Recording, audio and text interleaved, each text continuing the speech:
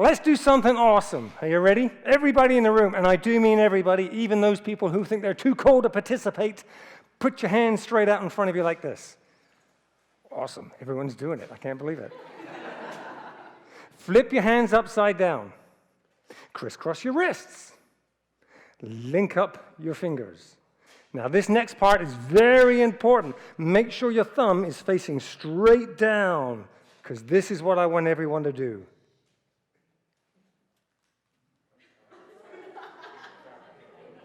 What's the problem? We're going to talk about this word today. More specifically, what we're going to do is we're going to talk about the things that you can't do. And we're going to see if we can figure out how to get a better relationship with this word. Because think about it. When you think about the word can't, most of us, what do? We see a stop sign. I can't because it's too hard. I can't because I'm not good looking enough. I can't because I don't have that kind of money. But you know as well as I do, there are people out there who, they just don't think that way.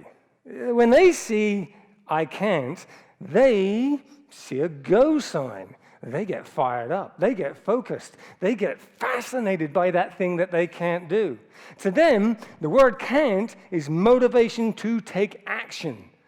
And what I want to see if I can do today is just, dip into that world a little bit, sort of examine these people, codify their mindset, try and figure out how they tick. Because if we can do that, maybe we can change our relationship with the word can't, and maybe we can open up some opportunities that are currently closed off to us.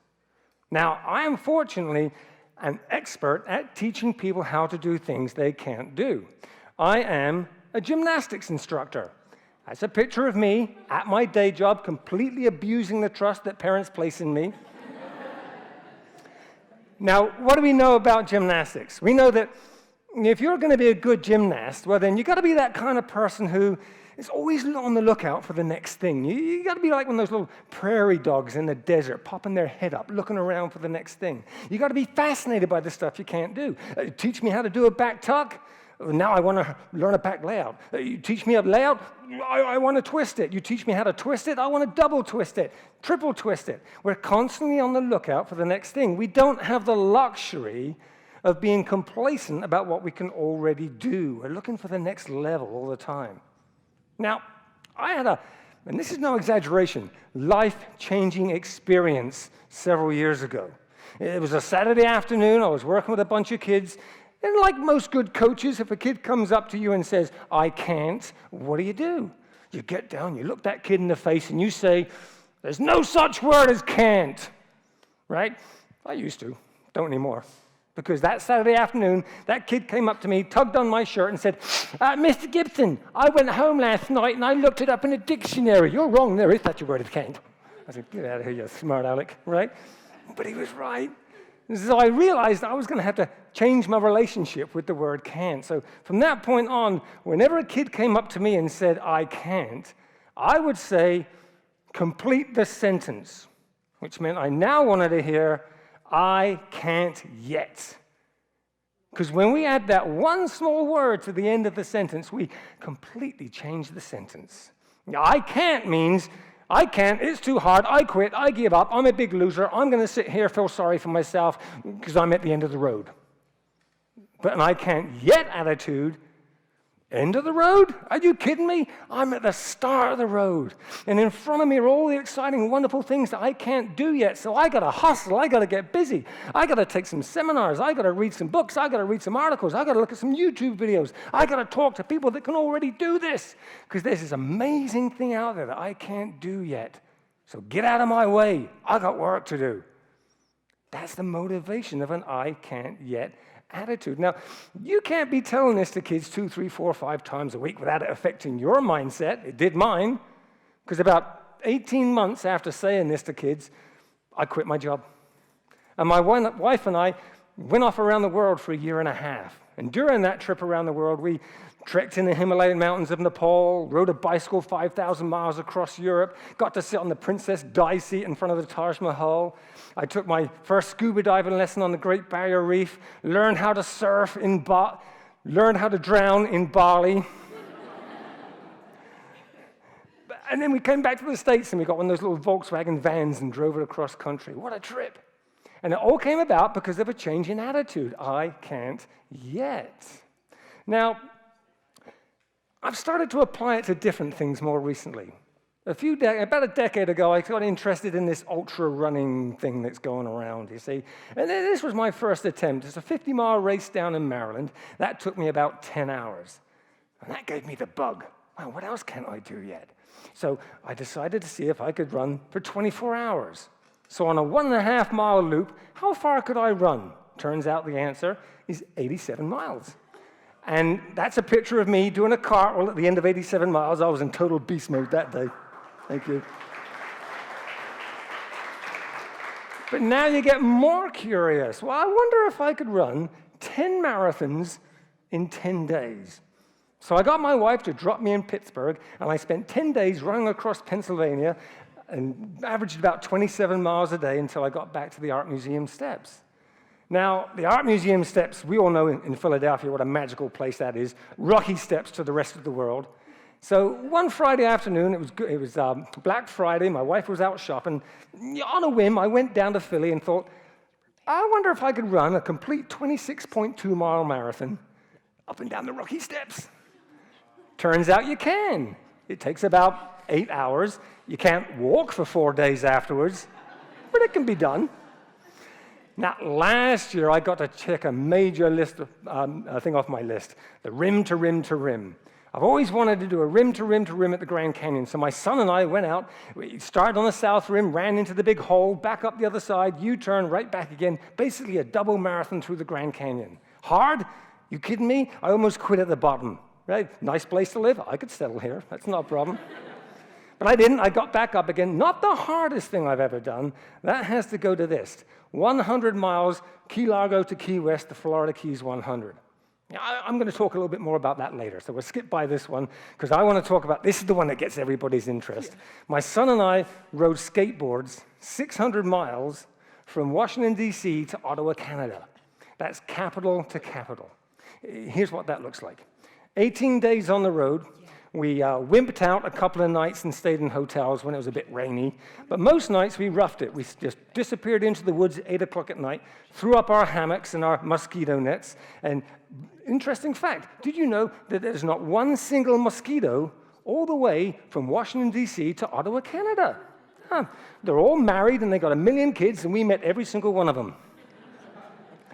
But that was our life on the road. Oh, there was one other place we stayed as well. Prison. It's not what you're thinking. We didn't get arrested. On the very last day of the trip, my wife called us up and said, don't worry about your digs on the last night. We got you covered. Go to this address. And I'm thinking, oh, Ritz-Carlton, she's put some cash out for us.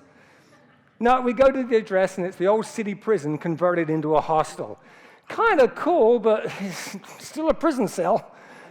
Not the pampering we were kind of looking for on the last day. Now, why am I sharing this stuff with you? Do I think that anybody in this room is going to just go out and ride a skateboard 600 miles? Of course not. Nobody in this room wants to do that, including me. Done it once, don't want to do it again. But I am here to ask you this question. What is your 600-mile skateboard ride? What is that thing that you can't do yet that's bouncing around in the back of your head that fascinates and scares the living daylights out of you? Here's some inspiration.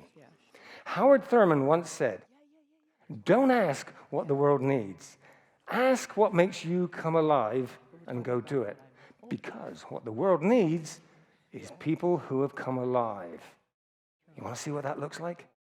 That's a picture of two people 100% alive, my son and I standing outside the Parliament buildings in Ottawa, Canada. Why are we beaming? Why are we smiling? Sure. 2 reasons. We just pulled off the dream of a lifetime, and we're smiling because we still think we're staying at the Ritz-Carlton that night. Didn't happen. So you're asking, this is good, Mark, I'm on board here. Yeah, living a life sounds good. Having an I can't yet attitude sounds great. But what kind of a person do I need to be to pull this off? Well, you got to be a cat person. Now, I'm not suggesting you go out and get 8 cats. That's ridiculous. I have 7. That's enough. That's all you need. But I am saying you've got to be a person who lives life with curiosity. You've got to live life with audacity. You've got to live life with tenacity. Let's break that down a little bit. Curiosity. Imagine you're in a hotel corridor, 100 doors here, 100 doors here. What do most of us do? We would walk down that corridor of life with our shoulders pulled in, and we would hustle down the middle where it's safe and familiar and doesn't threaten us, and get to the end and never take advantage of any of those doors of opportunity. I'm saying stand tall, pull back your shoulders, kick those doors open, check out what's inside. That, to me, is the essence of curiosity. Give you a quick idea of what that looks like. Last year was my year of curiosity. I call it my 100 unnormal days. And what happened was I did 100 days of unnormal challenges. And we had a video here. That's us blowing up a watermelon. I painted a mural. We learned how to ride a unicycle. And let's see, tore a phone book in half. That was an interesting day. The tablecloth trick with rubber duckies. Jumped out of a tree with a rope. I'm not a complete idiot. Built an igloo and slept in it that night. Learned how to throw axe. Learned how to balance on top of an exercise ball. And this was the most amazing Saturday afternoon of my life. Broke a glass with my voice. And that was just 10 days of 100 weird things I did last year. So to me, that's the basis of curiosity, but it's not enough. You've got to have audacity too. What audacity? Well, that's what we've been talking about. The audacity of an I can't yet attitude. To go into any new challenge with a default, I'll figure this out. Don't know how. Haven't got a clue how. I'll figure out the how as I go along. Henry Ford said it better than I ever could when he said, if you believe you can or if you believe you can't, you are right. Belief dictate actions, actions dictate results. Want different results? Start with different beliefs. That is the audacity of an I can't yet attitude. But is it enough? No, you also need tenacity. Now, I'm fortunate to have a very good teacher. Her name was Pam Reed. Pam Reed is the two-time winner of the Badwater 135. That's a 135-mile race through Death Valley, California. And I met her at the start line of the Florida Keys 100. I went around, introduced myself, and said, hey, Pam, I'm a rookie. Never run this kind of distance before. Any tips? I'm kind of concerned about the feet. Now, I'm thinking she's going to give me advice about how to tape my feet, how to fuss over the feet, how to look after my feet. But what she said kind of threw me a little bit. She said, yeah, when you get out there tomorrow and you've got blisters the size of cookies on your feet and it feels like someone's stabbing you in the bottom of your foot, ignore it. Basically, she was saying, suck it up, buttercup. What do you think you signed up for, a 5K? You're supposed to hurt. So that night, I went back to my room when I was sane and safe and comfortable, and I came up with a plan to get me to the finish line. A success plan? No. I came up with a quitting plan. I listed all the reasons I would accept quitting. If I was being medevaced to Miami, yeah, I'd quit. If the race director pulled me, I would quit. If I was a danger to other people, I would quit. But what I wouldn't do is quit because I wanted to. I would only quit if I needed to. That's the essence of tenacity. I wanted to quit at the bottom of the Grand Canyon, but I didn't need to. I wanted to quit 2 hours into screaming at a glass, but I didn't need to. I wanted to quit when I was at the bottom, halfway down the Florida Keys, but I didn't because I didn't need to. Don't quit when you want to, only quit when you need to. That, to me, is the basis of tenacity. We have a saying in the ultra world that the race doesn't start until you want to quit. When you get to that point in the race, when you want to stop, every fiber in your body says, get back in the crew van and go to the hotel, congratulations, you're at the start line. So what do we try to share with you today? And that is, I've got to tell you about this. This is the finish line picture. This was so important to me. I told my wife, drive ahead. I want a picture of my face when I cross the finish line.